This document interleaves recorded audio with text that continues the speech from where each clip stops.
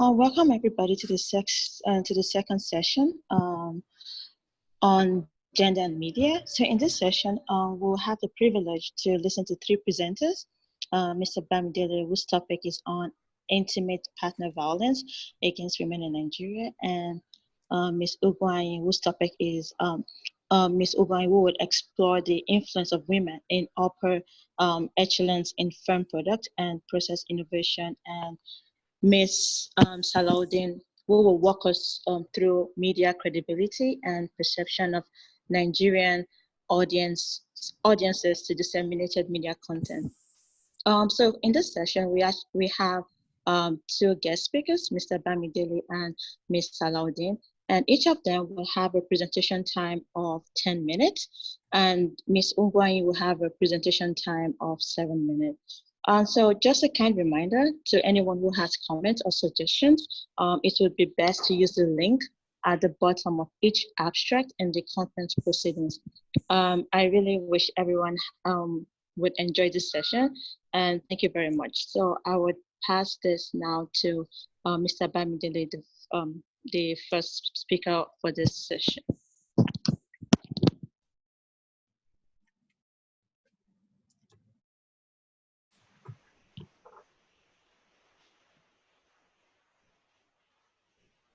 Hello. Good afternoon, everyone. Can you hear me, please? Yes, we can hear you. Yeah, actually, I want to say a very big thank you for the privilege. I've been attending some programs, so I just have to present something that I think will be interesting to you. So actually, it's a new paper. Sorry, let me use my lighting because I was still working on the paper at the time I was called. So I've just been very busy, but it's a privilege. Yeah, maybe this will be better. So basically, I work on domestic violence against women and girls in Nigeria, in Africa, in Europe, and Asia. So this is one of my most recent papers. Let me say the latest paper I'm writing because of. So let me share my screen. Okay, sorry, I sent straight. Maybe this will be good. All right, so actually what you see, it's what I'm going to present is not going to be, because I look at my audience and I discover that it's something that I can also steer you to joining me in this campaign. I'm male, I know I'm male, I'm not a feminist, but at the same time, this is an issue that is very important to every one of us. And so I just want to use it to challenge every one of us to stand up for these Nigerian victims of violence against women. Like I said, my basic interest is on violence against women, which I've been doing for some time now. During my master's program in Russia, I specialize in this area, and I also have good knowledge of sub-Saharan African, the patterns in sub-Saharan Africa. So these are Nigerian victims of violence against women. All those pictures you see, without exception, they've either been raped, they've been victims of sexual assault, or victims of femicide. Some of them have been killed. I believe we are all Nigerians and we are aware of the recent cases. So when we bring the case of violence against women is a big umbrella. It encompasses a lot of things. Anything you do against women because they are women, it's violence, is a gender-based violence, so it's violence against women. So it could be sexual, it could be physical, it could be emotional, it could also include genital mutilation, it could also include widowhood practices, a situation whereby women are labeled as witches. After the death of their husbands, they are expected to make some vows and they are subjugated to some inhumane treatments and practices. And this are, it's almost everywhere in Africa.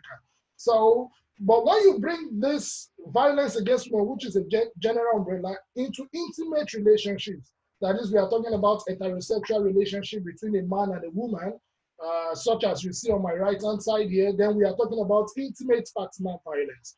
So the basic difference between violence against women and intimate partner violence is the context within which it occurs. So if it occurs between two lovers, then it is called intimate partner violence. And that is what I will be presenting to you today within the Nigerian context. I do not think that time will permit me to say all I need to say, but probably by the grace of God, I can say a few things. So let's see. We see this picture of a man clubbing a woman. These are two lovers. So this is an intimate partner violence. We see this is a kick on the mouth. This is an intimate partner violence. We see this strangulation. This is an extreme. This is one of the extreme forms. This is called severe physical violence. So the World Health Organization defines IPV as any behavior within an intimate relationship that causes physical, psychological, or emotional or sexual harm to those in the relationship. So this is the working definition. Any behavior within an intimate relationship that causes physical. So it could be physical, it could be sexual, it could be emotional, it could be financial. So to understand IPV, it's important to understand the context within which it occurs. It's important to understand a lot of things, right? But within the course of what I'm interested in for this presentation, I'll be looking at two basic things because of the time. I'll be looking at the attitude of people towards domestic violence, towards intimate partner violence in Nigeria. So we see this man thinking, is it okay to punch a woman? And then I'll be looking at the actual occurrences, okay? The actual occurrences in cases of women who have been subjected to partner violence. And I'm also going to show you where you can actually get data to joining us, or joining me, I like to say, in this kind of study. So these are victims of either physical, sexual, and emotional abuse. So what do Nigerian women say about intimate partner violence? That would be the attitude. How do Nigerian women experience IPV? The actual prevalence, right? Or the actual experience. How does this differ when we compare the 6 geopolitical zones? Another thing that is interesting is that if you are going to drive policy implication or intervention programs or policy design, you want stakeholders to really come in, it's important you should be able to show where this problem is coming from and how the context, what category of women are much more likely to be exposed to intimate partner violence. So what are the recent trends? Actually, I'm interested in comparative analysis. I'm interested in knowing the context. I'm interested in knowing where is most prevalent and the category of women. Not just that, I'm also interested in wave trend analysis. I want to see how it has gone over the years. And that is what I'll be showing you today also. So interregional comparison of trends and patterns and correlates of intimate partner violence against women in Nigeria. This is the title that I gave you from 2008 to 2018. Like I said, my name is Bamidele Ola. I'm in Hong Kong Baptist University. That's where I studied for my PhD in sociology. So just a quick background, just to recap. IPV seems to be on the increase in Nigeria. We all see what is happening over the media.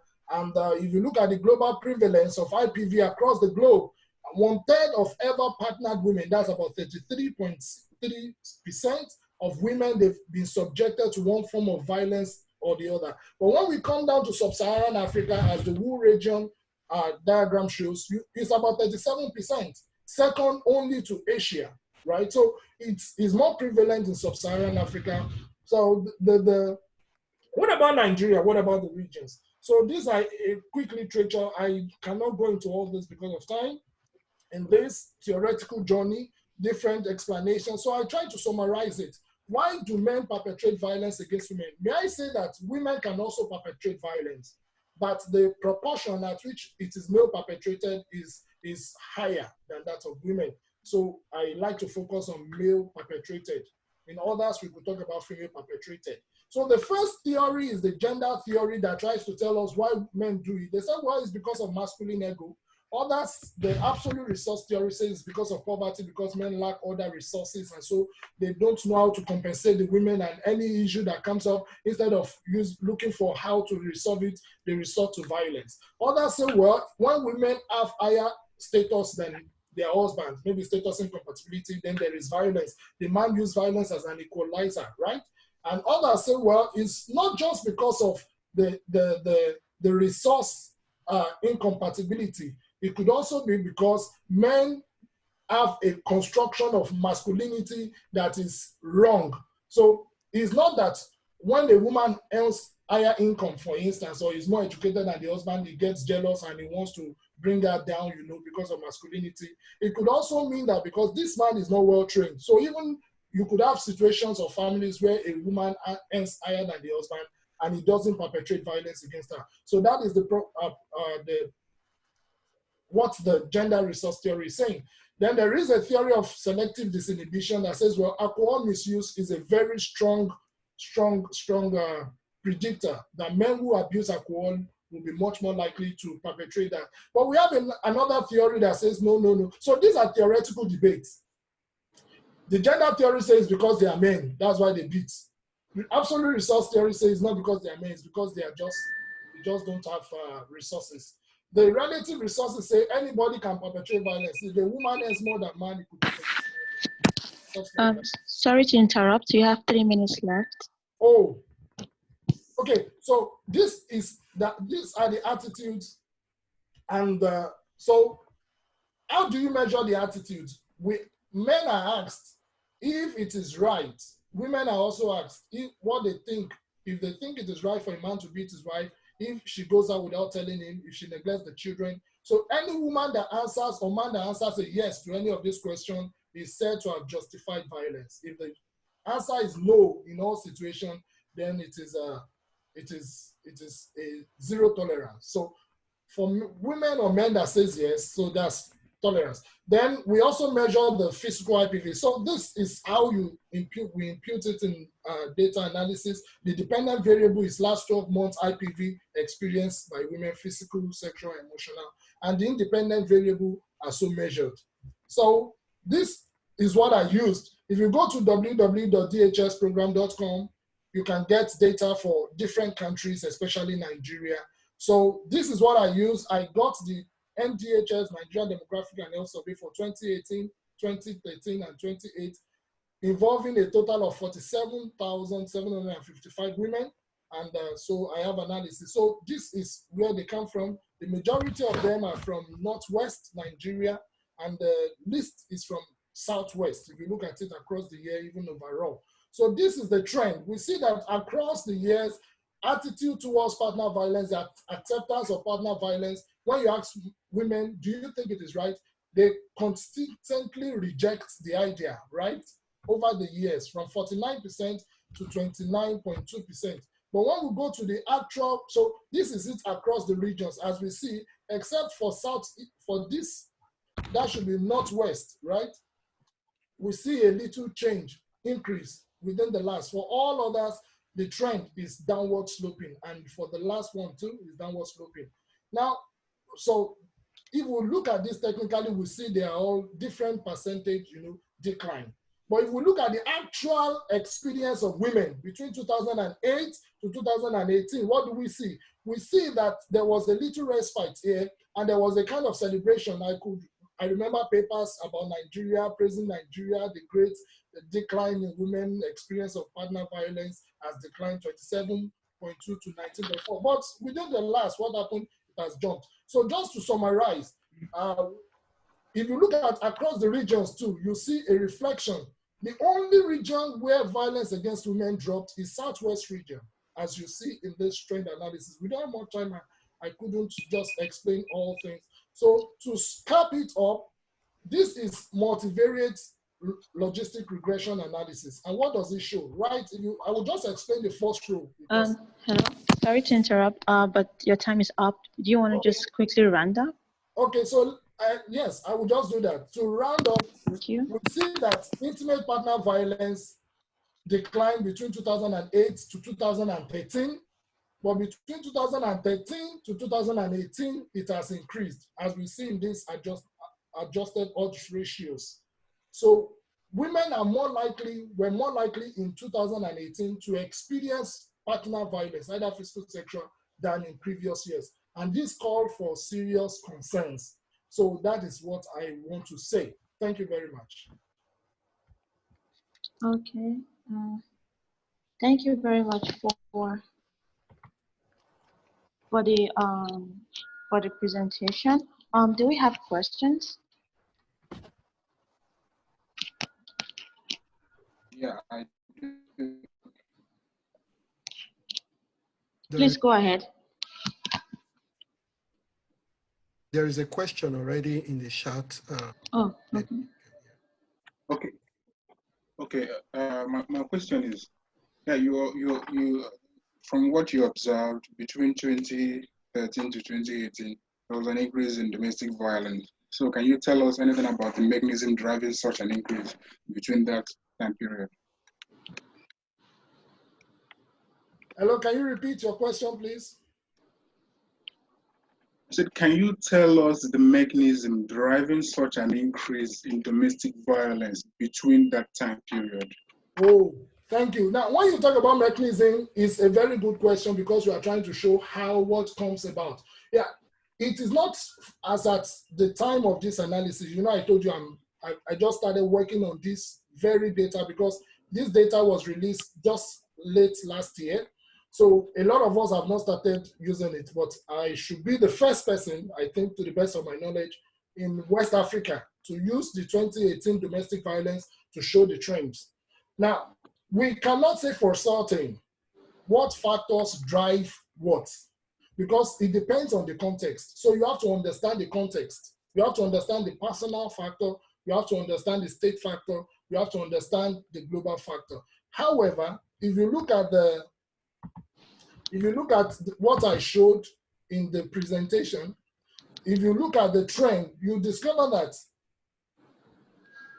even women that make decisions in families, they are much more likely to be exposed. So there is a lot of confusion right now as at why this increase. So we have to look deeper into this data to be able to say why. Although acceptance, everybody is saying, no, it's not right to do, right? But in actual sense, they are beating women. You understand? So we have to go deeper. It may be beyond just data analysis. We may have to do on ground qualitative interrogation. Okay, so we have a second question here. It's on the chat. It says, with such ambiguous definition of IPV, is it possible to have a relationship void of IPV, or there is a threshold to measure the level of the defining behaviors that translate to IPV? There is no void definition of IPV. This definition was not given by me. It was given by the World Health Organization. And yes, it was given by the World Health Organization, as you see that I just put in quotes here. So the definition simply means any behavior. Hello? Oh, sorry. Yeah, you can continue. Yeah. No, okay. Continue. Sorry. Any behavior within an intimate relationship that causes physical, sexual, and emotional harm. Now, the question should be, how is it measured? Right? How do you measure IPV? Now, if a man slaps a woman, a man slaps his wife, that is IPV. That's physical IPV. If a man threatens his wife with a gun, he hasn't hurt her, but he has threatened her. That's emotional IPV. Or he threatens to hurt someone she cares about, maybe her parents. If a man forces a woman to engage in sexual acts against her will, that is IPV. So women are asked specific questions. Within the last 12 months, have you experienced, as your husband or partner forced you into so and so, yes or no? Okay. So it is not ambiguous, it's clear. Okay, thanks a lot for your presentation, and thanks a lot for answering the questions in so much detail. So I'd like to pass this over to the second presenter, Miss Ugwanyi. Please, you have 7 minutes for your presentation. Thank you.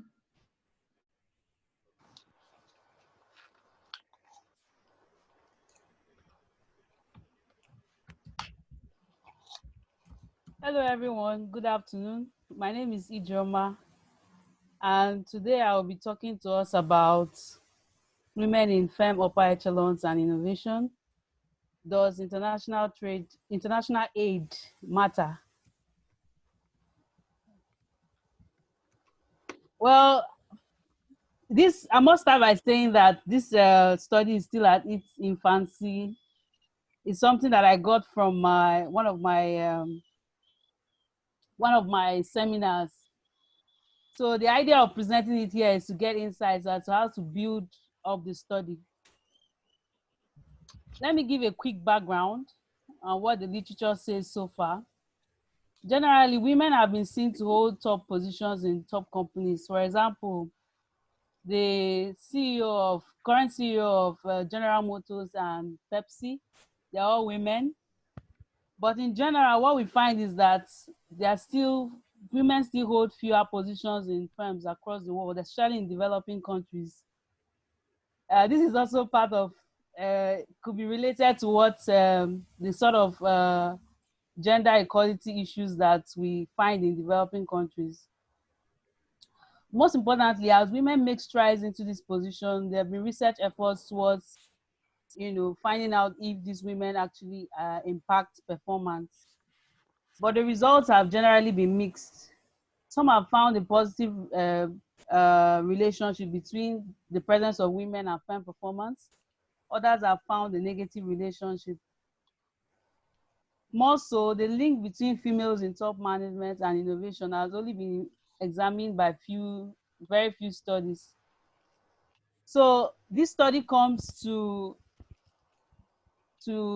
further understand why, or when females in upper echelons influence innovation. So I basically have two objectives in setting up this study. The first is to examine the influence of women in upper echelons on firm innovation. When I mean women in upper echelons, I mean women who hold top management positions and women who own firms. So this study intends to use a panel data set, which is different from what has been used so far. And then the second objective is to determine under what condition women in upper echelons influence innovation. So here I've inserted an international aid as a condition. I will explain further.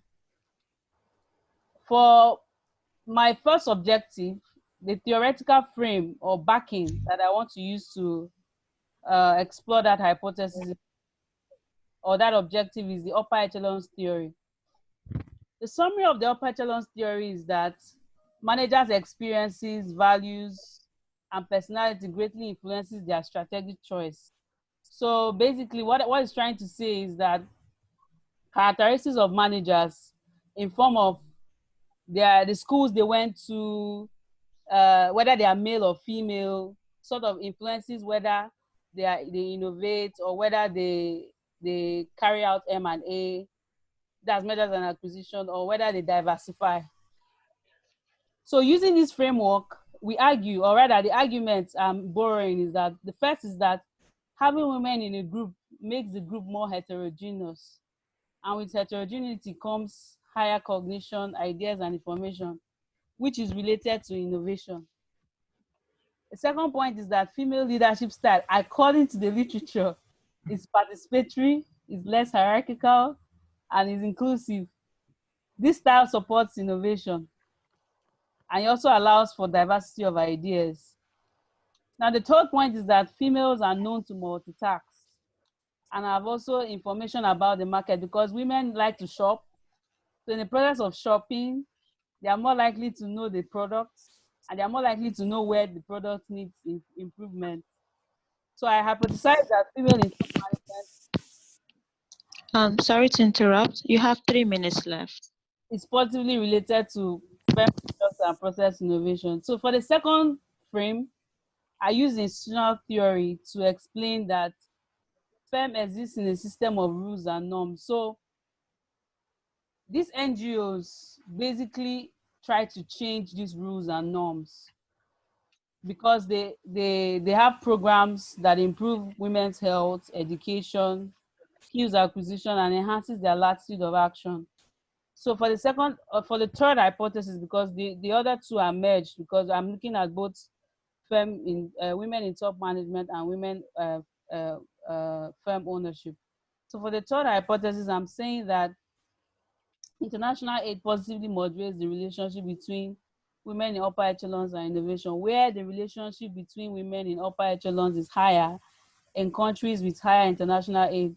So what I'm basically trying to explain or trying to build in this study is that as long as international aid increases, then we shall see a positive relationship between women in top management or women in upper echelons and innovation.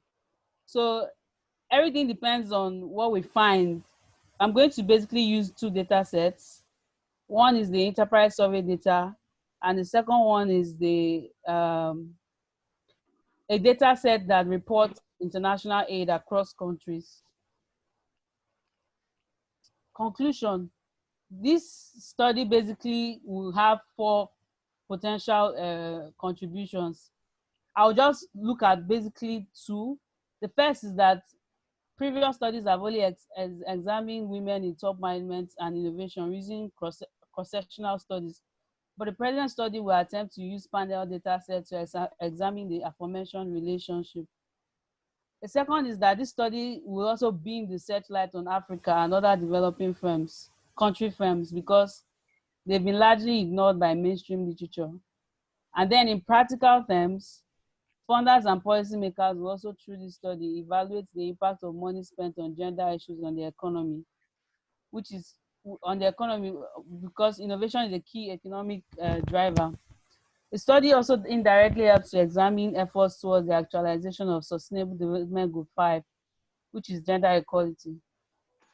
Thank you very much these are some references. Thank you very much for listening.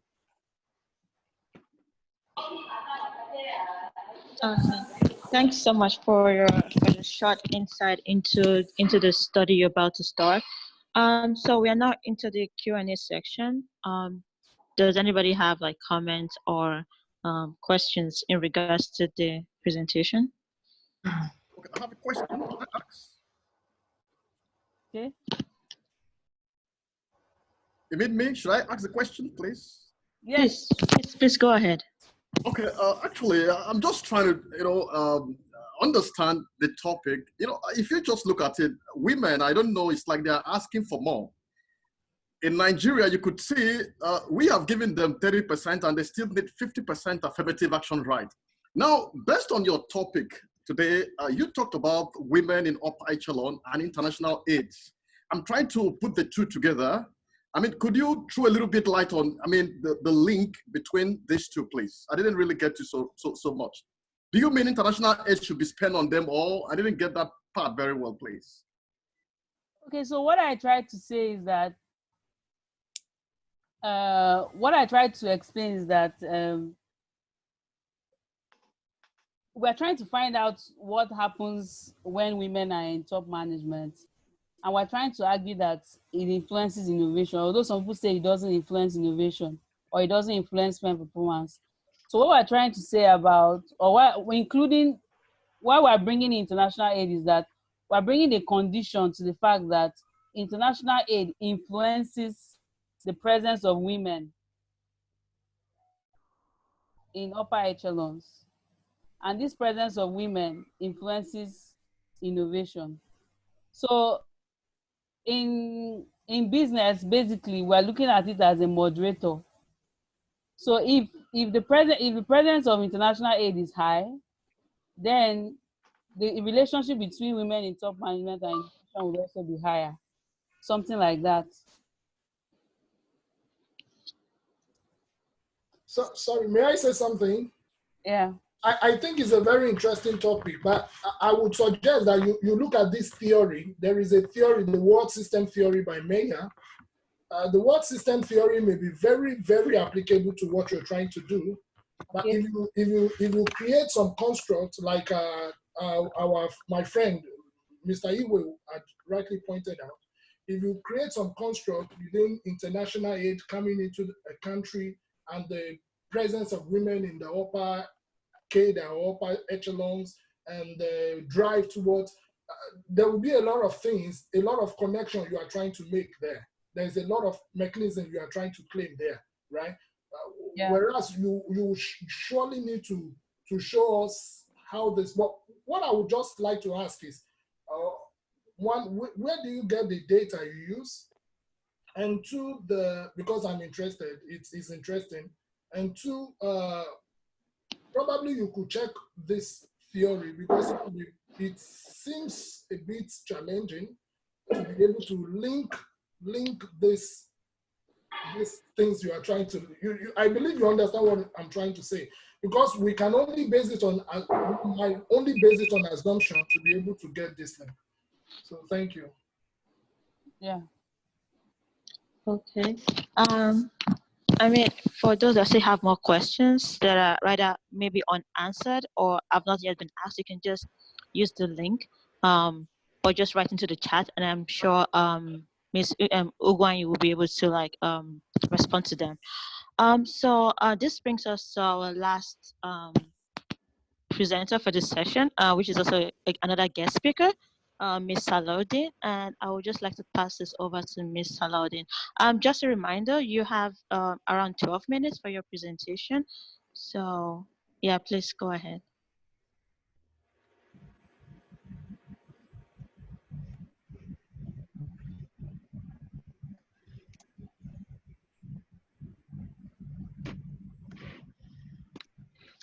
All right, first I'd like to appreciate the research forum for the opportunity to share my research.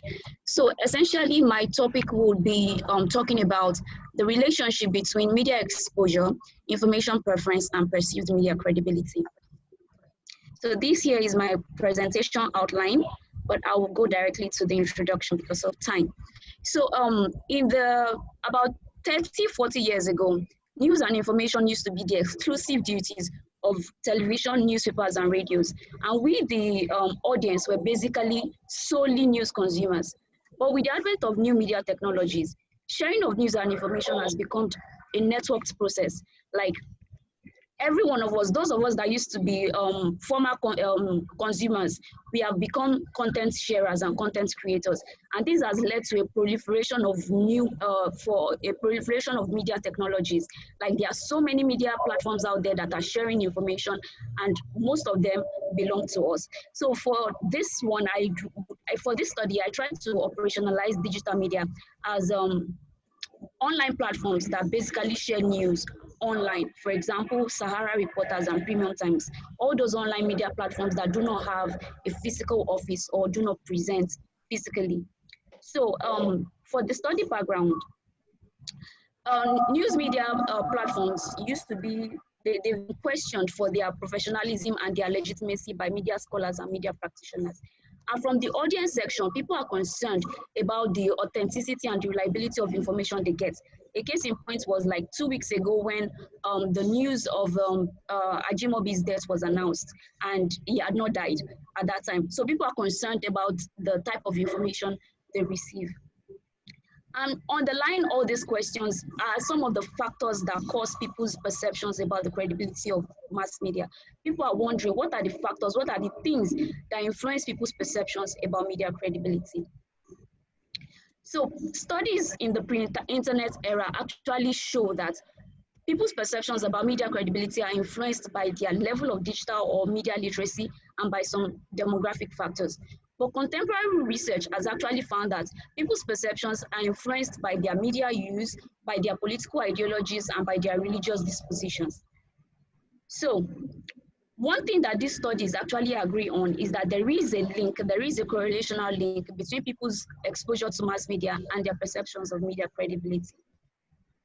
In Nigeria, however, media credibility research has only focused on people's rating of traditional media and social media. So the question of whether and how certain factors influence the evaluation of Nigerian audience about the credibility of mass media remains unanswered. So this is the objective of this research. So I actually based this research on two theories. The first is the selective exposure theory, which actually states that people actively select the media they watch based on their pre-existing notion or their pre-existing ideologies.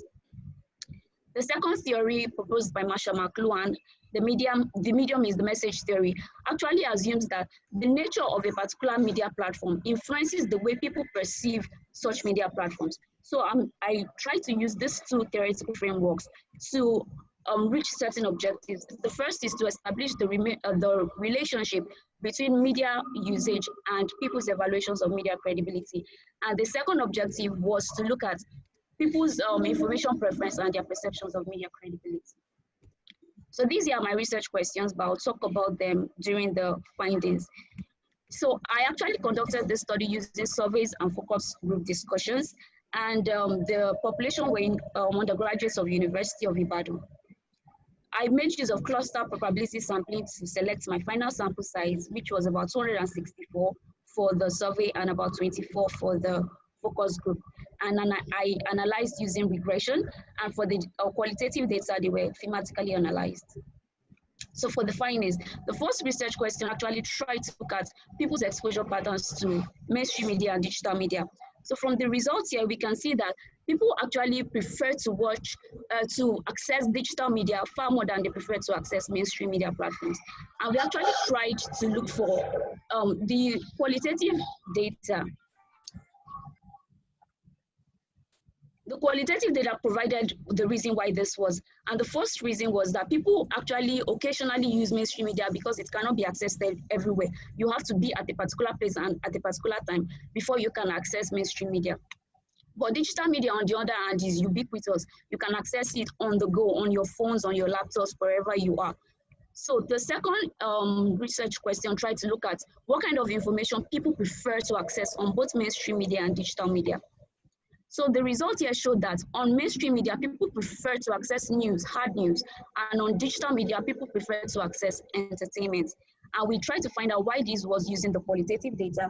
And we found out that people prefer to watch news on mainstream media because the people that actually disseminate news are trained journalists, and they fact check and they have editorial clarity compared to digital media platforms. So people prefer digital media for entertainment simply because it's interactive, it's unstructured, and it's the best way to get rumors and soft news that may not entirely be true. So the third research questions tried to look at the perceptions of people about the credibility of both mainstream media and digital media. So here we can see that people actually access mainstream media as more credible, while they access digital media as fairly credible. From the qualitative data, we actually see that some of the factors why people rated mainstream media as credible was because they were original, they were professional, news from there were authentic, and they actually present comprehensive reports. And they actually found some shortcomings, and one of it is that mainstream media tend to lack objectivity, probably because of ownership influence or advertisers' bias. So for digital media, people actually do not rate digital media as very credible because of their unprofessionalism, because of the tendency to sensationalize news stories, and because of the anonymity. Sometimes you read news reports and you don't even know who posted it or how true such news report is. But they prefer to access information from there because it is objective and it is not controlled by a certain owner or a certain group of advertisers. So the fourth and fifth research questions try to look at the relationship between information preference, media exposure, and perceived media credibility.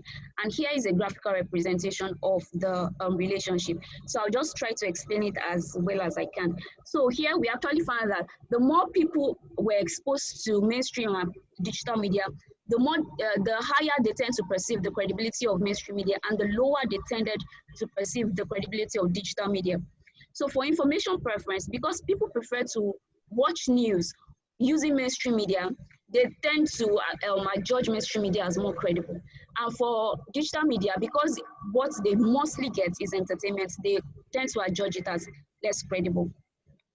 So for the qualitative data, we actually found out that using the two media platforms actually exposed news consumers to the nature of the digital media platforms. And the nature of the digital media platforms also allowed them to note some of the strengths and limitations of the digital, of both media platforms. So by watching news on TV, you know that the reporter must have verified the sources before presenting the news. But on digital media, you're not sure if the news is true or not. So what most people do is, after getting news or information on digital media, they tend to go back to mainstream media to actually verify the veracity of such information. So the frequent usage from both media platforms also made them aware of the editorial porosity on digital media platforms and of the strict editorial policies on mainstream media. So for information preference, we actually found that people's preferences, people's information preferences on the two media platforms were based on their personal interest and based on their pre-existing notion about the type of media platforms they were accessing information from. So by preferring news on mainstream media and entertainment on digital media, people inadvertently believe that mainstream media is more credible and reliable than digital media. So in conclusion, from this study, we actually see that although digital media is taking center stage in Nigerian media sphere, mainstream news outlets are still regarded as veritable sources of news and information. However, the level of credibility they accorded mainstream media wasn't so strong. Not very many people accorded high credibility to mainstream media.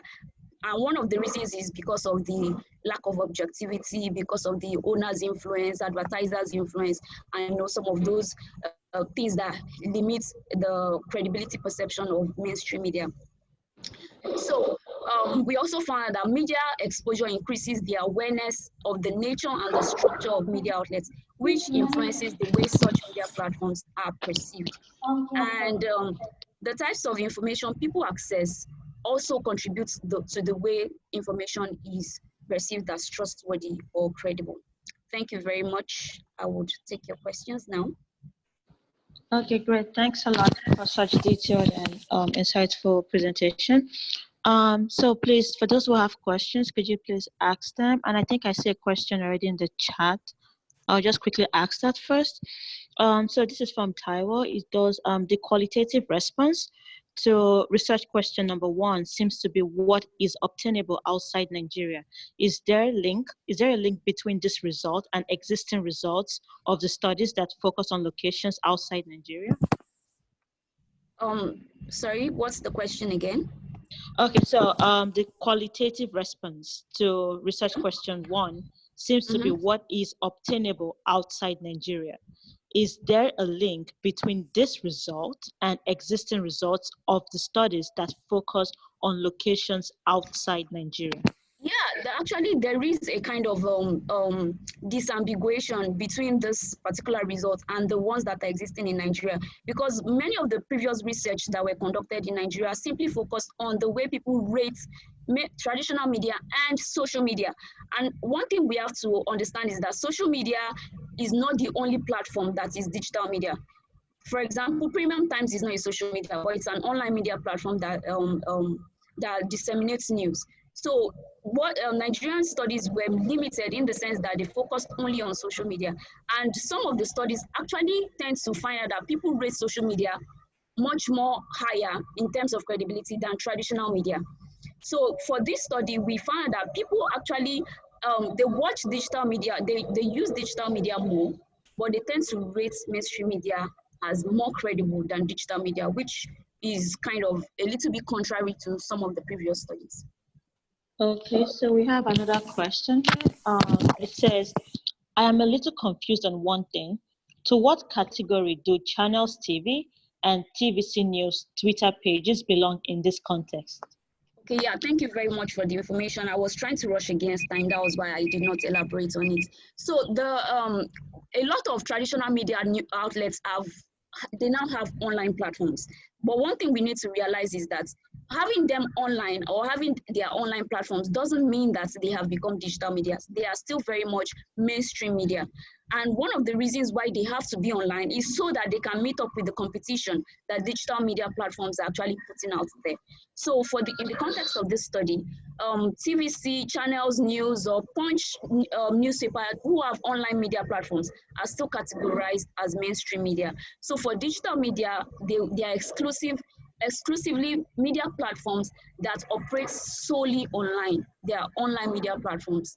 They don't have physical or organizational structures the way Channels and the Punch and the Tribune have.